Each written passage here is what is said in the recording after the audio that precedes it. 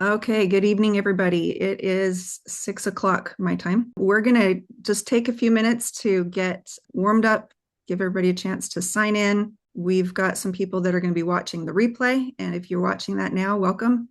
Glad you're here. Tonight's topic is going to be appreciating the present with Kaylynn Yates. It's weekly forum night. We do this every Thursday. Normally, our format for the weekly forum is where we just come together and talk with a Rare Faith Programs facilitator, whatever's on your mind, questions that you have, wins that you'd like to share.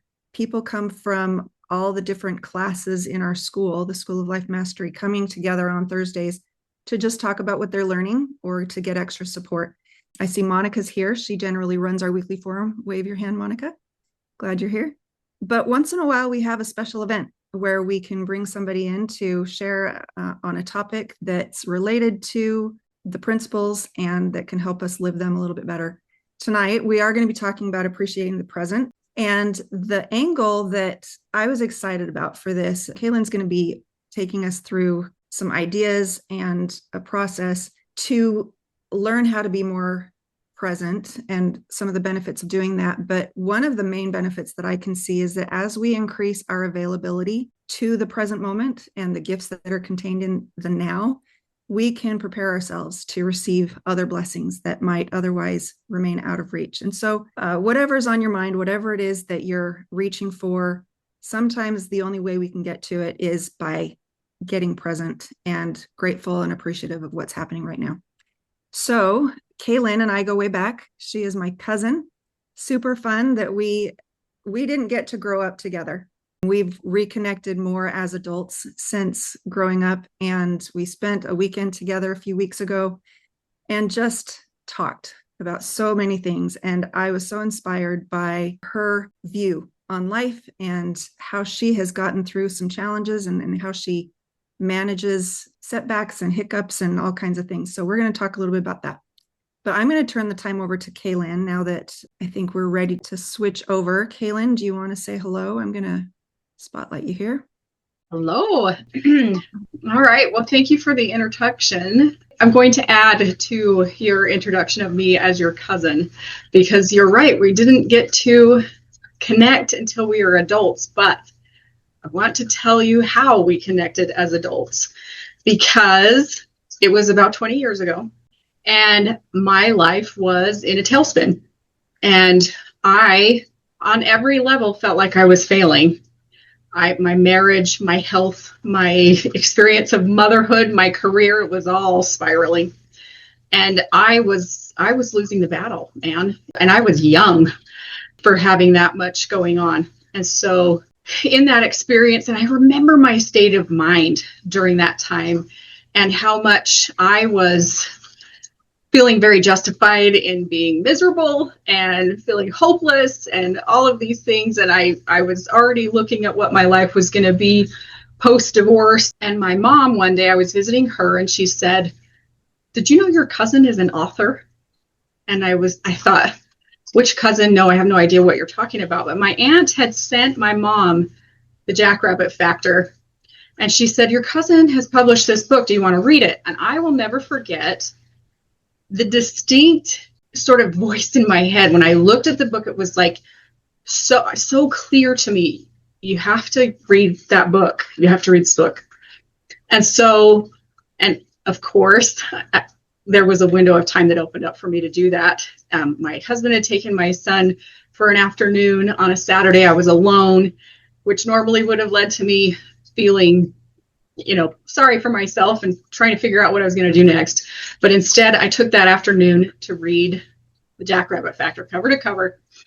And I can say my experience of reality literally shifted in that Saturday afternoon. I was never the same.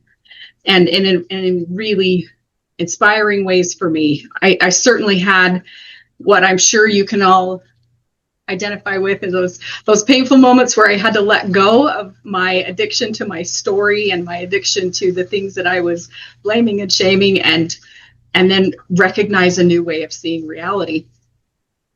And when I did that, I was able to shift my view of myself and our marriage and our family. And I brought that to my husband. who was not happy about that in the first conversation, because he and I were pretty well on our way out. But through a lot of conversations, very painful conversations, we both had a mindset shift. And we decided that we were going to make our marriage what we wanted it to be. And we had a lot of hope for our future.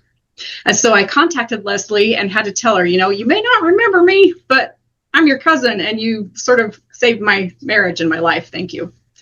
And I figured Leslie might be too busy to even see the response, but she responded the same day, and we've connected intermittently over the years ever since. And but I have to say, I am just eternally grateful that you took on this calling, Leslie, for sharing this message and these principles with the world, because I was someone who benefited greatly from it and still do.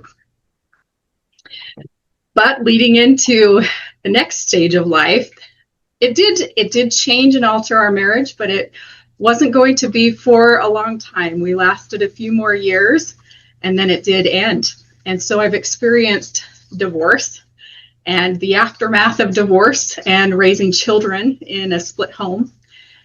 And what I can say, and what I go back on, and we'll try not to get too emotional about, but was that during that 3 years that we stayed together, we were able to change our mindset about life and each other permanently.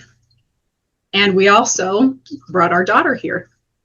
We knew that we needed to bring another baby here, and here she came. So without that extra 3 years, we wouldn't have had her, and we wouldn't have been able to change our life and our mindsets to one that allowed us to co-parent and navigate divorce in a much better way than most people do. But with that, I worked full time. When we were married, we were very young, and our situation was such that I worked full time, and we had to have benefits and all these things. So already being a mom and being a working mom made it so that I felt like I never had enough time with my kids. And even the time I had, I didn't have any energy. And so it was really tough after the divorce, because that short amount of time that I already had got split in half. And so we had joint custody, and and through God's miracles, there's so many things I could go into about that, but we were able to have a fairly congenial experience and let our kids go back and forth between our houses and try to make that as easy as possible. Would not recommend it. I wouldn't wish that experience on anyone, but we certainly were given tools and blessings to survive and thrive through those years. But I only had half of what I was already felt like was short periods of time. And my kids were really little. And so I had a coach at the time that said to me, Kaylynn, what you need to realize is that 10 minutes of full presence with your children can be more valuable than a whole day if you're not present with them during the day. So while it would be better, and of course you're gonna take any minutes you can, it'd be better if you had lots of time. Let's focus on making the most of the time that you do have. And that was so pivotal for me. And I learned, and I still remember the first time I practiced what he was saying. I looked at my son, he was, 5 years old, and he was telling me a story, and I just stopped. I wasn't thinking about what I needed to make for dinner. I wasn't thinking about, whatever had gone on during the day. I just looked at him, and his demeanor, his voice, everything that was, and I can still see it when I'm thinking about it now. And I just thought, and it felt like this wave of when I became available for that moment, this presence sort of engulfed me, where I could just experience him and not have to do anything else other than that. And that was pivotal as well. And so I learned that even though life is busy, I didn't have this great ability, and it certainly wasn't totally habitual, but I learned that any moment that you spend in that state where you just let go and experience what's in front of you is a moment that blesses your reality, and it opens you to a whole different experience of it. And so over the years, I learned that what little time I had, the things I was missing, the things that I didn't get to experience, there is some sadness over that, but there's so much more gratitude in knowing that I got to experience those moments. I remember reading with them at night and just soaking it in, going, I don't need anything else right now other than to know that I'm living fully in this moment with my children. And it really did change me. But then as life moved on and the kids get older and my life moved forward, I had another experience of gaining another relationship, getting into a new experience of dating and being with someone. And that brought another experience to me that I think only the loss of relationships can do. And that is, I would look at this person that I was falling in love with and think, sometimes these things end. What am I going to do if this ends? Do I really want to put the time and effort into this? What if we get 2 years down the road and find out this doesn't work? And it was just this quiet realization of like, yeah, it could, and it has. So what do you want to do with that? And consciously, I would think, if that's possible, I'm going to make the most of any minute I have with you, because I really enjoy your presence right now. And so when I look back on our years, these first years of dating, whether we're together or not 10 years from now, when I look back on this, I'm going to know I was in it and that I didn't lose moments, that I had an opportunity to enjoy. And I sort of lived on that for the first few years we were together. And he and I would talk a lot, and he felt the same way because he had also been divorced and he had experienced more than just marriages ending. There was a lot of tragedy in his life, and it was like, yeah, it could end. So make the most of it right now. And we learned to do that with our children. I gained bonus children with him. He had 3 and I had my 2. And so the children going back and forth between homes, which again, 0 stars, would not recommend, but we made the most of it. We were able to experience our kids and know that they were growing and that we only had a certain amount of time with them. And so we appreciated our minutes. And they are young adults now, so I don't know that they would agree with us at this stage of life. I think they need a little more experience before they'll appreciate what we were trying to do. But we experienced our children and each other with this idea that it's like, we don't know where this is going. And even though 11 years later, we're still together, I still have that same thought, but for a different reason. And that is that it became very clear to me that whether or not the relationship actually lasted and we still had it, and we still have it even 20 years ago, things still end. It all ends.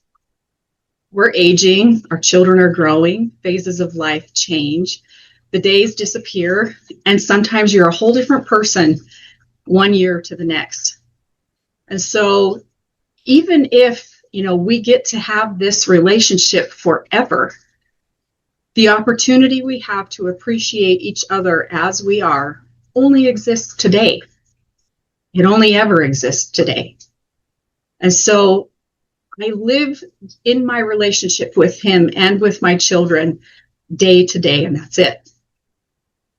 And I can't express to you how much I am grateful for that journey that started with the Jackrabbit Factor and led to different teachings and principles that made me able to realize that. That's a little bit about me. I know things can get a little bit long, and I don't want this to just be one long reel. So I know that you're thinking and contemplating as you're listening to these things. I would love for you to take a moment to just think about what kinds of practices you use to become more present and what it means to be present to you, and some of the things that you have found that your life is enriched by when you focus on being present. And if you're willing to take off mute and share that, I would love to hear from you. As you're thinking about what Kaylynn has said, what are some things that you've done to be more present? Mine for me, and I'm not real good at this, but I remember we were on the Rare Faith conference cruise a couple of years ago, and I just remember going to lunch with a friend and sitting there and just savoring every moment and everything that was, I was there with my food in the present. And I just remember I've never enjoyed food so much and had a great experience just enjoying it and feeling, I felt the textures, I felt the sweetness, the hardness, whatever it was. And I just was so there in the moment with it. Ooh, And that was cool. Oh, I love that. Thank you for sharing. Denise had a comment. Do you still want to say something, Denise? Yeah, I think like just really slowing down and paying attention. My kids are all grown, so this was probably 15 years ago. I remember going to a restaurant and sitting, we were all crammed in a booth eating ice cream, and I remember just really intentionally taking a snapshot of that. And I mean, like I said, 15 years ago, and I can still see their faces. And so I try to do that once in a while, just stop and like just take a snapshot, if that makes sense. Makes absolute total. I do the same thing. There are times when I'm just like, ooh, I know that I may not, this is it. This is amazing. In my mind, I'm like, just take a picture so that I can come back to this. So I don't have to take my camera out and take a picture because that takes away from it. I know exactly what you're saying. Yeah. I've actually been thinking about this quite a bit. I've been evaluating the relationships that I have with my children. I homeschool my five children, and lately the relationship has been strained, especially with my oldest and my third. And then I was listening to Operating God's Economy in week 2, where Carrie talks about our appearance and our relationships and having all of those things in line to be operating in God's economy. And I've been thinking that I don't feel very present when I'm listening to you. And then I think, okay, tomorrow morning I'm going to sit down with this child and I'm going to say this, but then I don't. Anyway, so I need to make it, I think that's the spirit, and I just need to do a better job of planning it out, and so that I actually implement it. Maybe writing it down into my, how, I just forgot his name. The guy, the $35,000 guy, where he tells you to write down your priorities for the next morning, the night before.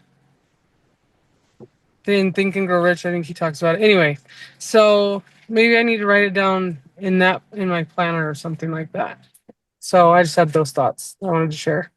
Thank you. I think, and we're gonna work through some visualization tonight that might help you a little bit too. So I'm excited for that. About like Jennifer. Mm-hmm.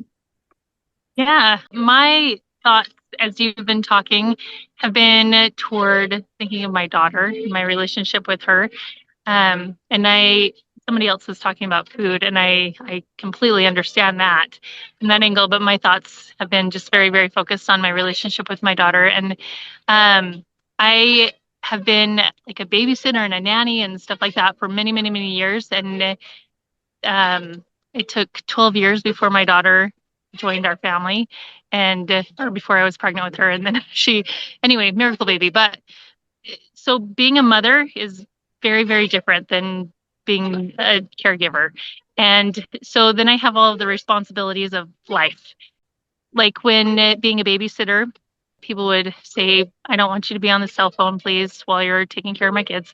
So I could respect that. But then in real life, I have to be on my phone so I can communicate with people and I can just do life. And have to do the responsibilities of life, and not have to. Sorry, I should not use that word, but yeah. So just doing regular life and being emotionally connected to my child, and so just my mind goes into a whole bunch of different directions of all of the things that I feel like I need to do. And in the moments when I stop my mind from, I guess, thinking or going all the many, many, many different directions that it tries to go, and actually, I guess, use my senses, like see my daughter and hear her words and like observe the situation and just be. It's a very connecting, soul connecting experience. And yeah, it's really, really nice. And we just got a dog. And so it feels like I'm being stretched even more. It's a puppy.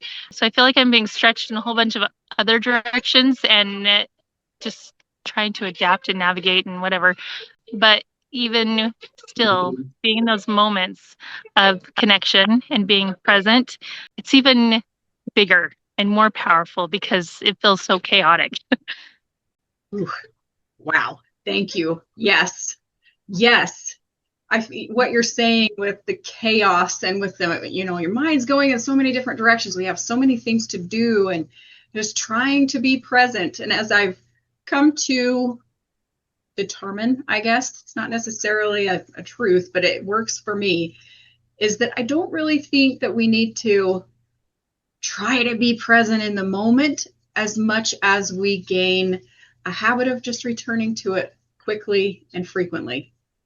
So there's no pressure to just look at our child and try to be there in the moment all the time and soak it in and absorb it, which I'm not going to say is a bad thing, but it does put pressure on being present. And then I find myself going, am I getting it? Am I listening? Did I get all of it? Did I see it? Did I feel it? It's like presence can be a lot more gentle. It's an availability of your attention.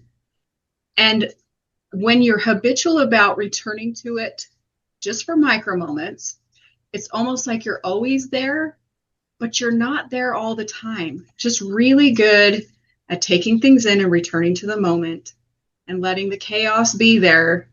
But then sometimes we've got to be in the chaos too. So I love your comments. I'm so excited because I think these some of the things we'll be practicing will help. So great. Cool. I had somebody help me recently.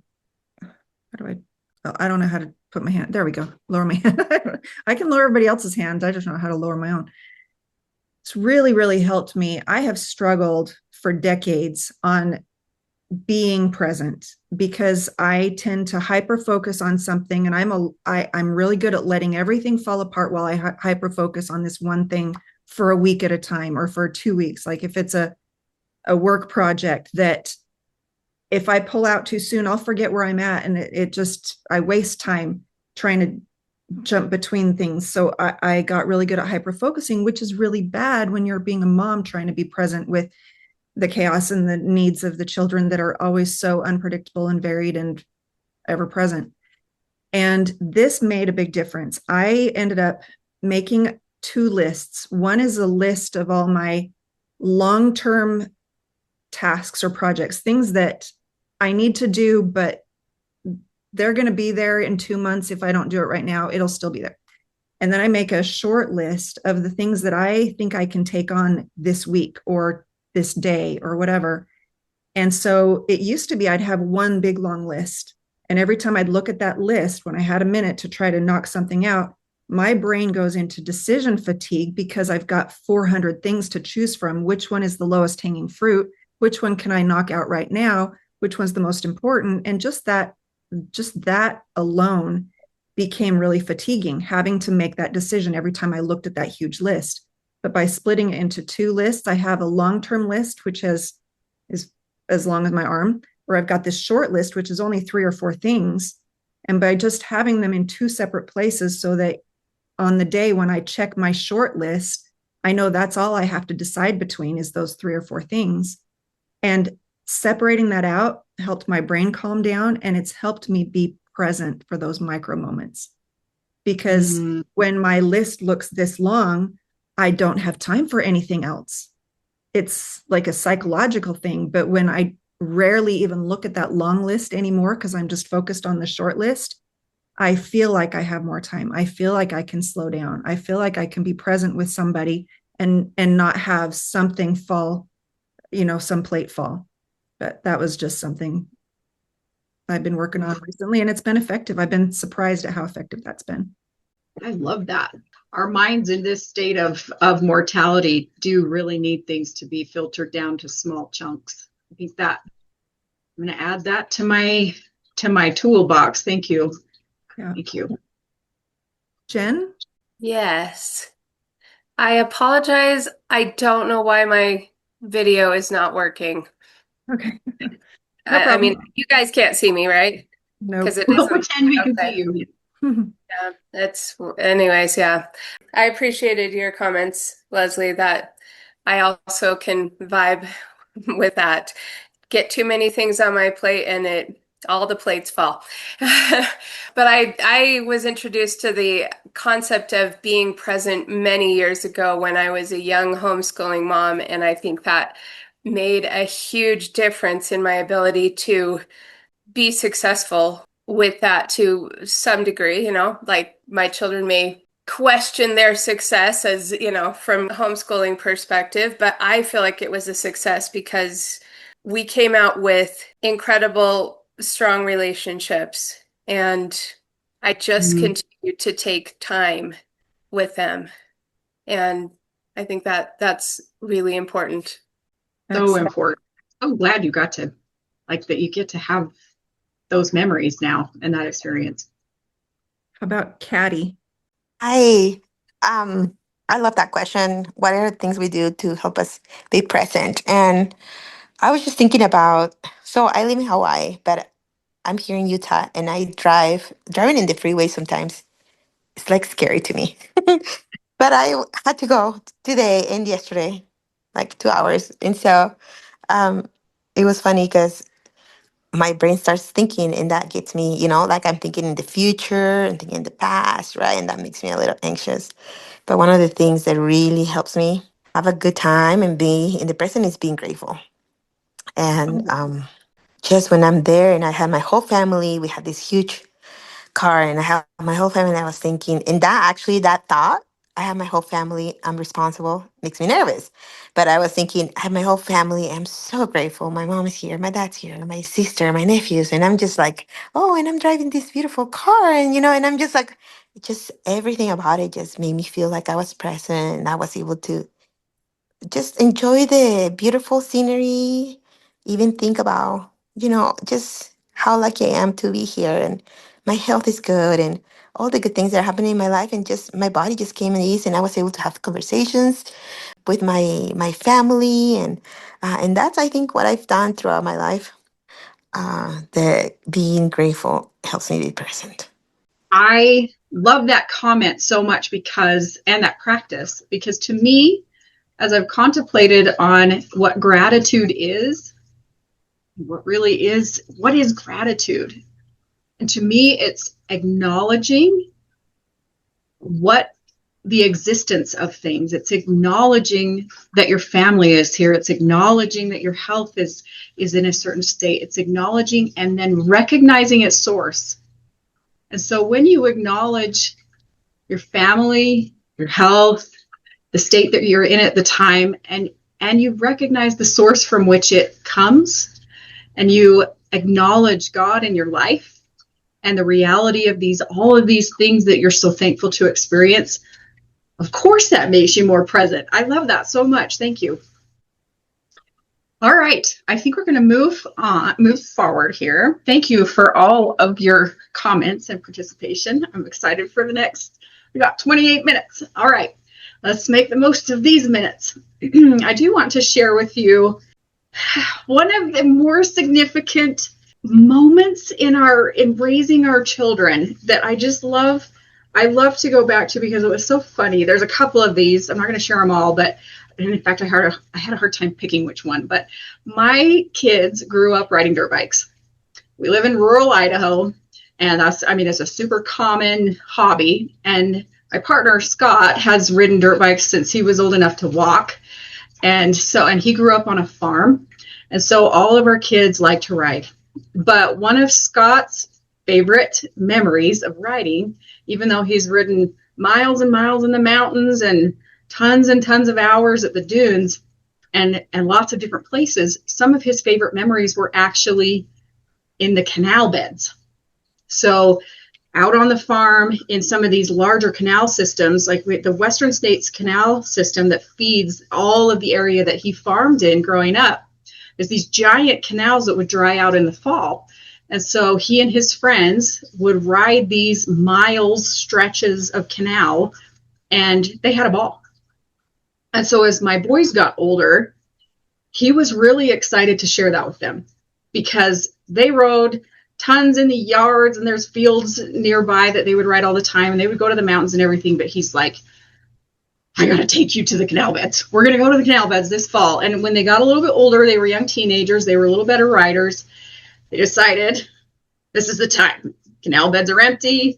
We're going to do it. And he was so excited. And so they unloaded. They got ready to ride. And of course, by then, the kids were pretty comfortable riding. And so Scott starts going, and so do the kids. And they took off like slingshots.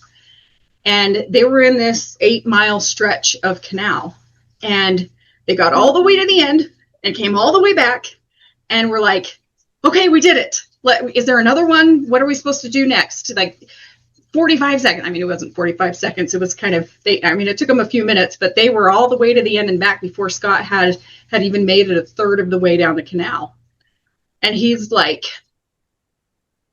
well, this was the experience. The canal was the experience. I have literally, in a 12-mile stretch that my friends and I used to ride when we were young, some nights I would clock 52 miles on my bike in 12 miles. And so he's like, you missed everything. You missed the whole experience. It is not, the goal of this ride is not to get to the end as fast as you can and then go to the next canal. The goal is to see what's in front of you here. And there are hundreds of opportunities in this canal to jump, to climb, to high mark, to also, there's turns that are really sharp that you can just about lay your bike all the way down as you bank this turn. He's like, you have got to use your creativity here and notice what's in front of you. And so there's two reasons I love that story. And one is that it reminded me that our kids forget how to have fun, especially in today's environment. They're so used to just consuming and all the way to the end of the next thing, and get to the end of this game and get to the end of this experience, and where can you spend more money on me, and what kinds of things are bigger and better and brighter. But they have the blessing of having Scott in their life, and he is one of the best teachers for just having fun and enjoying what's in front of you, even if it's very simple. And so it's like, even if we teach our kids, or we can get them to enjoy and be creative in the moment, this world will train them to forget. And so we had to, more than once, retrain them and remind them that life is happening right in front of you. Take advantage of the opportunities that are in front of you. Sometimes the most simple, silly, stupid things are the best moments of your life and the biggest learning experiences. And so he did that. There's a few more times we had to do that. But along with that, I think, we have 24 hours in a day. We live on this planet for hopefully somewhere between 50 and 100 years, hopefully closer to 100. But there are some people that have stretched moments, and they live a lot more in the 18 waking hours of a day than some of the rest of us do. We get 18 hours roughly to experience life, and it feels like being present stretches the moments.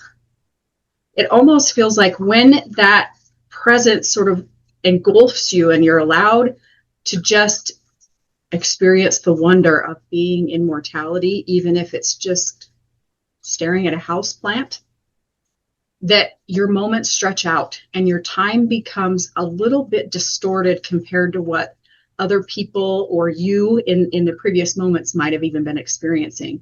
So I return to that a lot and think, how many minutes did I really live today?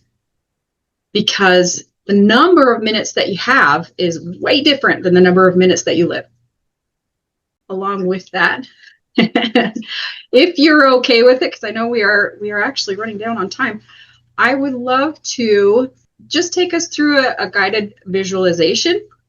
so that we can kind of bring our minds and maybe get some reminders and some suggestion about returning to presence. I think of it all. Just real quick. Normally we end at the hour. We can go over. If people need to leave, they can catch the ending on a replay. So use what you need. Okay, thank you. I want to, again, just return to the thought of, how do I be present more? But let's think of it a little bit like if you're going to the gym. We think less about being at the gym for longer and more about doing it every day. Because being at the gym for a really long time is, one, really difficult to do, and two, starts to get too distracting from the reality of life. But if you're consistent about going to the gym or doing whatever workout you're doing, you bring a strength and a habit to the rest of your experiences of life. So what we're doing here, especially in this visualization, isn't let's learn how to just grab every moment and be present all the time. It's more about let's learn how to get there quickly and more frequently so that we bring the strength of being present to all of the rest of our experiences. All right.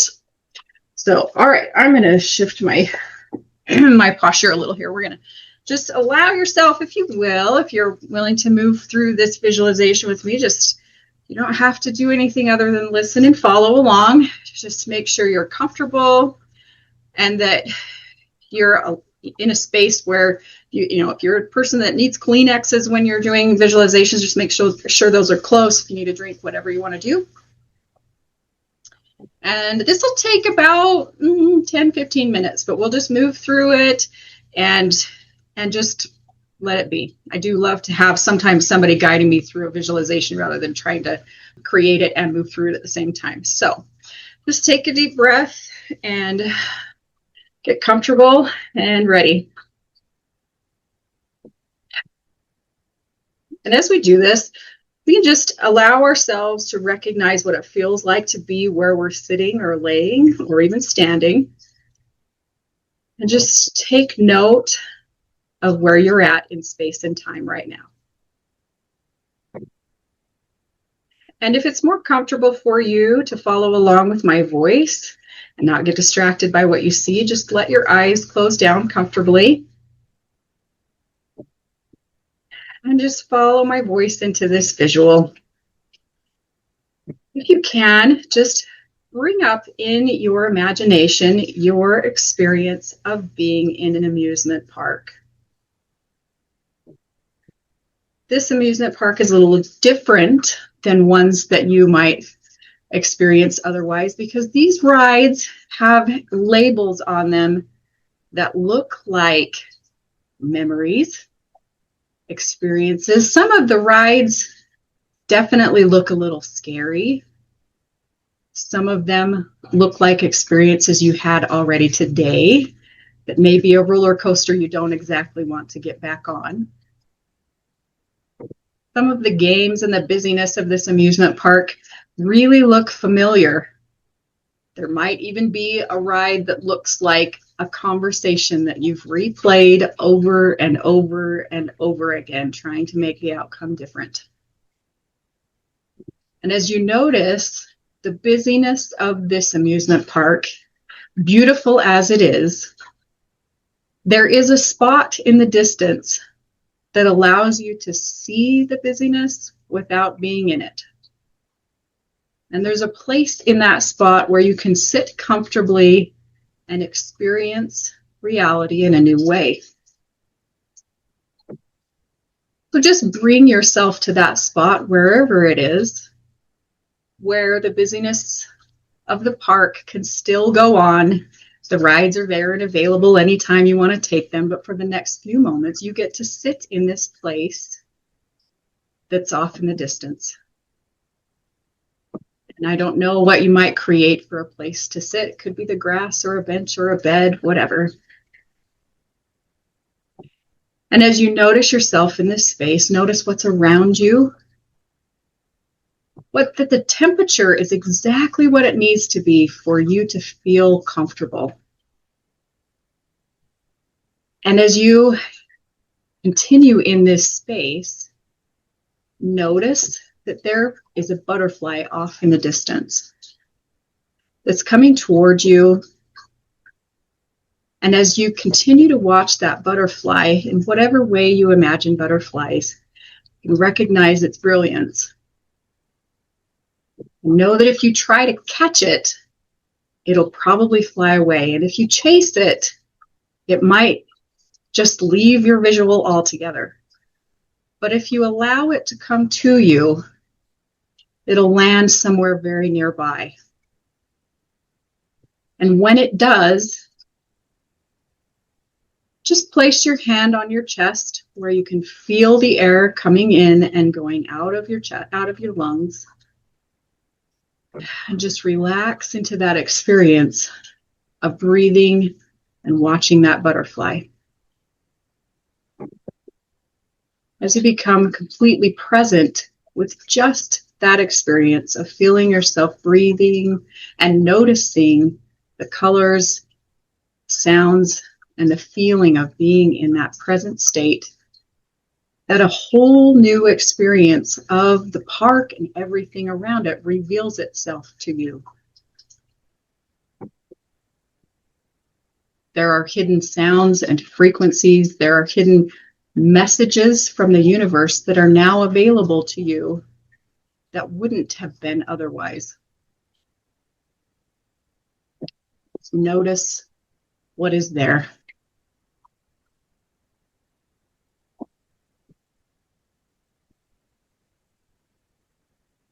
And just as easily as you can create that experience in your mind, you can also notice where you are physically in this moment as you bring yourself back, your attention back to where you are sitting now. In this physical chair, in this physical room, looking at the back of your eyelids, and go ahead and feel what it feels like to be physically in the place that you are laying or sitting. Hear the sounds of the room and of my voice. And just take a deep breath in through your nose and notice what you smell. Even feel the taste in your mouth. And let all of your senses come together. Taste, smell, touch, sight.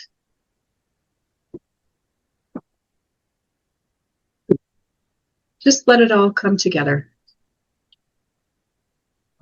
Notice how easy it can be to move from an imagined state to a real one. As we take just a few more moments to do this exercise a couple more times. Just keep your eyes closed and your breath relaxed. As now you bring up a memory of the last place you vacationed. A vacation you wanted to be on. Doesn't matter if it was years ago or yesterday. Just a vacation you wanted to be on. Just remember where it was and who you were with. Allow yourself to smell the smells of the food that you had on that vacation. The sound of whatever places you visited and the people that you were with. What was the weather like? What kinds of emotions did you feel in that place?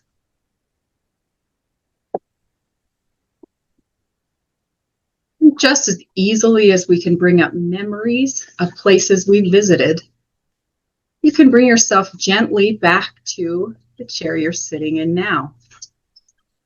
Go ahead and bring whatever emotion you wish to bring from that memory into this present state as you come back to the chair you're sitting in, hearing my voice and seeing the back of your eyelids, smelling the room, and noticing the air over your skin, even your clothes touching your skin, and let your senses come together again. As you notice what it feels like to sense the room that you're in. And again, we'll let ourselves move into the future as you picture a place you would like to vacation. Preferably one you haven't been yet. Just pick a point out in the future, a place you would love to visit. Who would you like to go with? And what would you like to experience in that place? Allow yourself to see the weather, the place that you'll be sleeping, the food that you might be eating, and whatever experience you wish to have in this future vacation. What kind of joy will you experience? Allow yourself to just immerse yourself in the joy of that vacation that you'll be having in the future.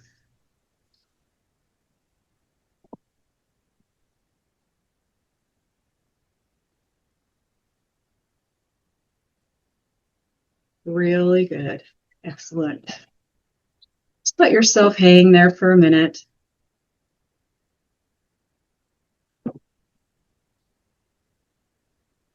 Now you can bring that joy back with you again to the place you're sitting physically, in the room that you really are, listening to my voice as I bring you back to this present state again. Only this time, let's allow for our sense of taste and smell and touch and what we see and feel and hear. Let all of that stack together, but also allow your subtle senses to open. The ones that help you to feel what this present moment feels like.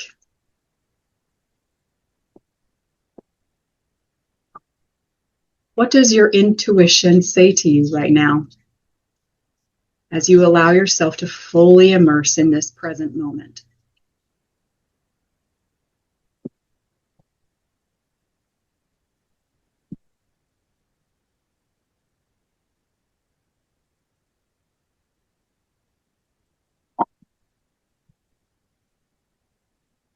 Allow yourself in this space to just again return your hand to your chest and feel yourself breathing, letting air go in and out of your lungs as all of your senses align.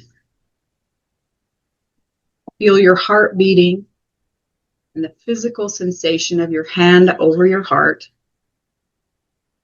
And know that as you align this feeling of your hand over your heart, breathing and sensing, that you can allow having your hand on your heart be a way to return to this space more frequently and easily just by placing your hand on your heart again. Just let that align.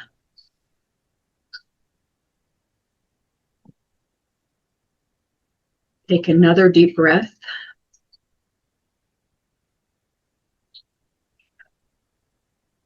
And allow yourself to bring yourself all the way back into visually seeing where you're at as you open your eyes and still listening to me, but bring that feeling of presence with you all the way back into this room in this time.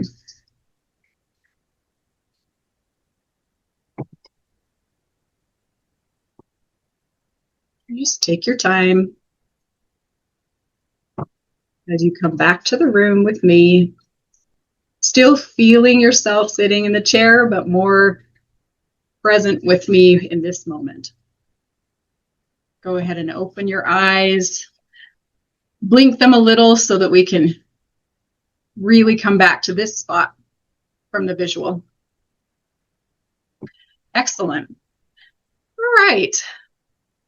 That visual was just a way to sort of orient yourself to recognizing the brilliance of your mind and how you can gently let yourself move from place to place.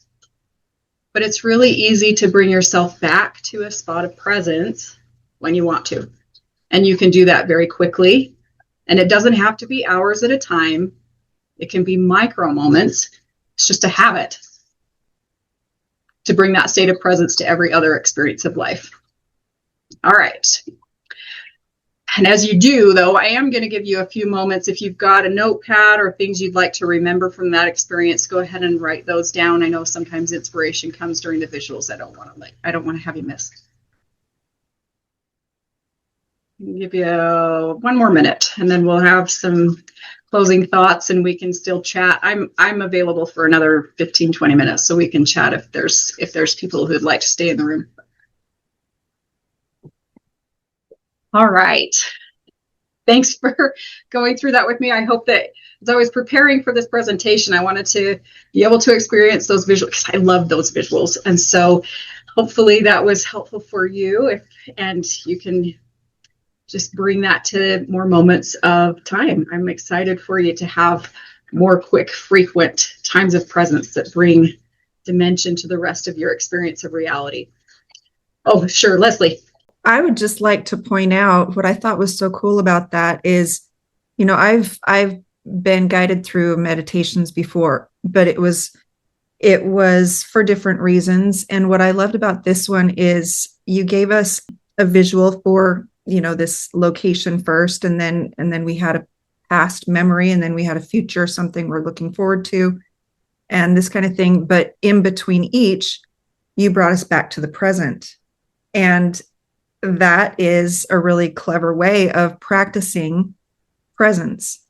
It's in a way that is exactly what we're doing on a day-to-day basis. We're rushing around, we're thinking about the future and trying to mitigate something that might happen in the future, or we're ruminating over something that happened in the past. We're going to all these places all the time, forgetting to be present. And that's what you just walked us through. I think that was brilliant.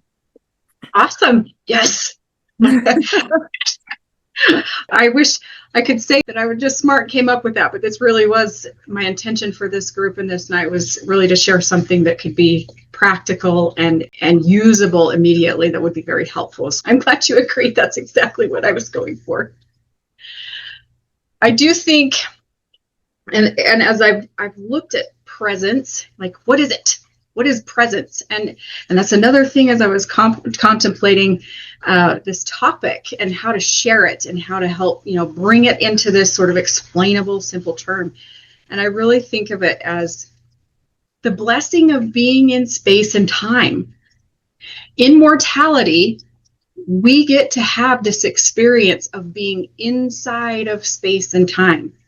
I think that when we are unveiled, our understanding of the dimensions of space and time will be very different. But while we're veiled, we get to be inside of it. So instead of having this glorious expanse of this universal everything is now, we really do get to experience a past and a future, a before and an after. And we have this point where they intersect, where reality is, where we get to be physical mortals. And it's this moving point in time where we get to touch our children's faces and feel it. And we get to listen to each other and experience looking at each other and have this physical experience of a reality that doesn't exist in another way other than mortality. And so seeing colors and discerning between light frequencies and there's in some places there might not be red and green, but we can discern between those two colors here. We can discern between our emotions even. We get to have anger and sadness and happiness and all of this stuff in this tiny moment of reality where past and future intersect. And so it's a pocket. It's a rhythm. It's moving. It's not like I'm present all the time and it's stagnant. It's aligning with a moving point of time, like a dance. Like the music is playing, and if you force it and try to move around it or just be in it in this stagnant place, it's very difficult. But if you align with the rhythm of it and just move in this space of returning to the moment, often, frequently, and quickly, that you can align with that dance of reality where you're able to appreciate this mortality that we're in oh, it seems like all the time, but it's happening, going back and forth, like what you were saying, Leslie. And so we just get this blessing of reality, a physical reality. So I'm excited for us to get more of it. Isn't it interesting how often we avoid it? And why is that? Right? We're at 8 o'clock. That's a whole nother. I would love to discuss that for anyone that wants to stay on. Why do we avoid it? And Jen's, I just have to say, Kaylynn, every time you open your mouth, inspiration just pours out. I know, right? That's like, imagine I spent the weekend with her. I'm like, Kaylynn, I want to bottle you Ah, up.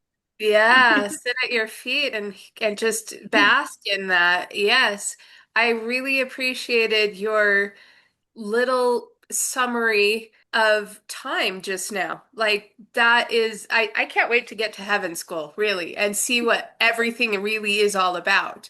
I also appreciated just the little visualization connected to the action of putting your hand over your heart to help you remember when you do that, bring those bring those emotions back into your heart and your mind. I think that is extremely helpful. Yay. Thank you. Thank you. Awesome. Thank you. I'm going to go ahead and get us all on gallery mode here so that we can all see everybody. There we go. Kaylynn, I appreciate so much what you've shared, and it's so simple, but so profound. And it's a little sad that we need these reminders. Yeah. It's really telling of the kind of world and society and environment that we live in, that a reminder like this is so needed and so impactful.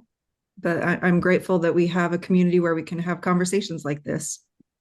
I was just going to say, I'm so grateful you would give me this opportunity. When we were talking that weekend and you said you could come speak to my group, I thought, I'd love to speak. Let's do that. And then I got terrified, but then it was like, oh, to have a group of people like this to talk about these great topics. Like, I love this group. This is so fun. I'm so thankful to have the opportunity.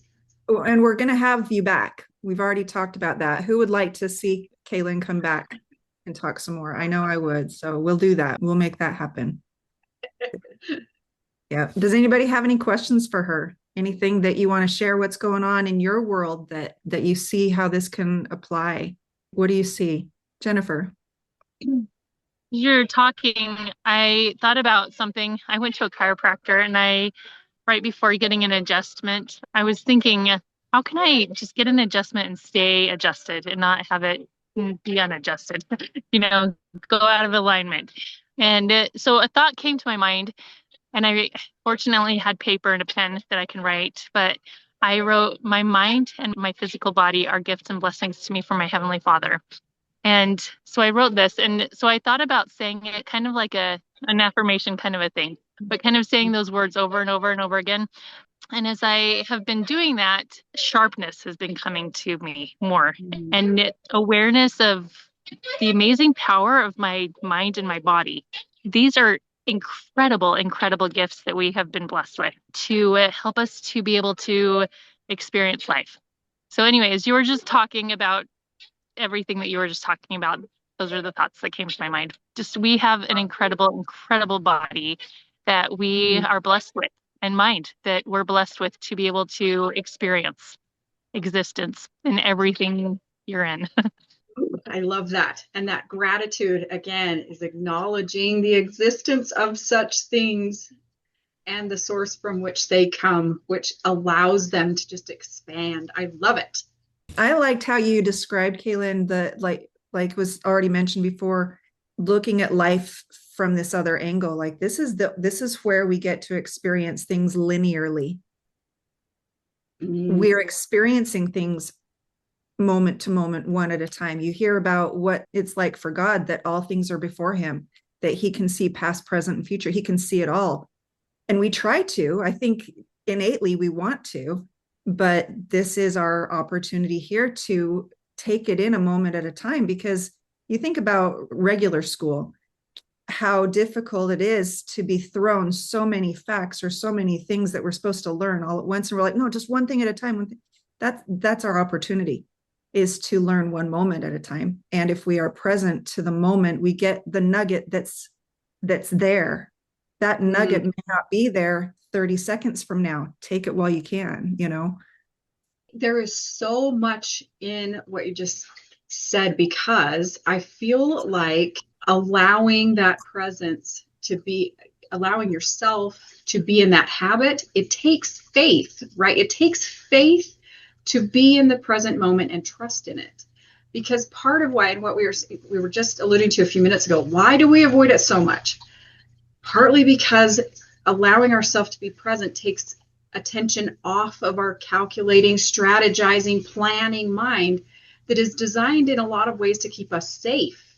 It's designed to recognize what's happened before, to reconfigure so that we can experience something in the future, to avoid pain, to keep ourselves in a place of safety and familiarity. And so when we do this, when we take advantage of being present, it takes faith to move with the moment, because we let go of those other things long enough to allow ourselves to be available for the Spirit to inspire us, to be available for the wisdom from our soul to emerge, because that wisdom is underneath our thoughts. It exists all the time. It comes from our soul. And so when we let ourselves be in that presence more frequently, we're saying, I trust that things will happen in the moment. I trust that God has got me, and that Spirit will inspire me when I need to be, that I can take knowledge from the past and excitement for the future, and I can just allow presence without needing to think and strategize and categorize and do all the things. I trust in present moment. And that's where, aligning with that rhythm, you can really get in tune with living on inspiration and guidance from Spirit and from your soul. And so it is a little shaky, because we get really used to being human, where we're designed as these mortal beings to like analyze what's going on around us, use your brain, think about what's happening so that you can really create and control your experience. Letting go of that and being present really does take a lot of faith in your own self and in God. It does. And I will say that what we learned, especially through the recession, where it was moment to moment survival, just moment to moment survival. What I learned through that experience is to get present, to get calm, isn't just about feeling better. It is how we qualify for the provision that is available to us from moment to moment. If we exercise that faith, if we exercise that trust and just find gratitude that I'm okay right here, right now, in this moment, I have everything I need. Right now, I have everything that I need. I'm worried about Tuesday, but it's not Tuesday yet. I have what I need. I am going to be grateful. I am going to be present. Like you said, it's an act of faith, and it's telling God, I believe that you're going to provide what I need for Tuesday when Tuesday comes. I think that was the message to the Israelites about the manna. He gave it to them every day. And if they tried to collect too much, it spoiled. They had to learn to rely on him. Give us this day our daily bread. And that is an act of faith that, if you will put it to the test, again, it's not just about feeling better. It's about how we qualify for continued provision every moment. I love that. Any other thoughts or comments from anyone else? I'm so grateful you guys came today. It's been an absolute pleasure listening to Kaylynn and learning from each of you. Thank you for your contributions. We're not going to jump off too quickly, because if there's something on your mind and you want to bring it up, this is the right time for it. We're glad you're here. Everybody's being so present. Do you notice that, Jennifer? I'm gonna keep talking, I guess. This is kind of delayed, but I really, really appreciate the story that you shared, Kaylynn, earlier about the motorcycling. Is that what it was? Yep. And how, and just the kids were zooming through and not experiencing the experience that was meant to be experienced. And I'm really pondering that, because how much in life is like that, and how many times do I come up with ideas for my daughter, and she just zooms through it, and then shows her friends the zooming method instead of the noticing all of the details and all of the fun things that can be discovered, and the beauty and the joy that can be experienced by taking it slow and easy. Anyway, I'm just pondering that. Thank you for sharing that story. Yes, absolutely. And if you have time, I'll share another one. It's kind of short but similar. Do it. So very similar, but it was telling of how many times we do need to remind ourselves and our kids of what's happening, because Scott, who is a genius at making the most of the moments, he used to play arcade games when he was little. They used to visit Boise a lot, and there was a Pojo's there, and he loved arcade games. And so we visited Boise. We had our kids with us. Another time he was excited. I'm going to take the kids to Pojo's. We're going to have a great time. And same. He walked in, he gave them each $20. And he sat down with a roll of quarters, and he was, going to play this game. And I don't remember what it was, one of the old school games. And it took maybe 10 minutes, and the kids all had their money gone. And he's like, how did you spend $20 in 20 minutes, less than 20 minutes? I have literally just sat down at this game, and I can make $5 last an entire afternoon. What is going on? And they had gone to the ticket machine. They put their money in, you get all the tickets, and then you go and buy these stupid little toys. And it was just another reminder. Like, he had to teach our children how to play, because they got just like, well, there's a toy counter there. How do we get to do the tickets and the toys? And so he gave them each a few more quarters and sat them down. It was like, this is how you play a game. This is how you make $2 last 2 hours.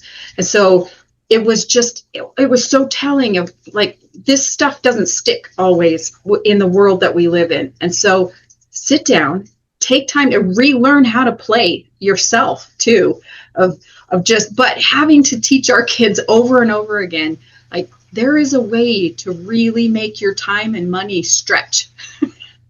Stop just going to the end.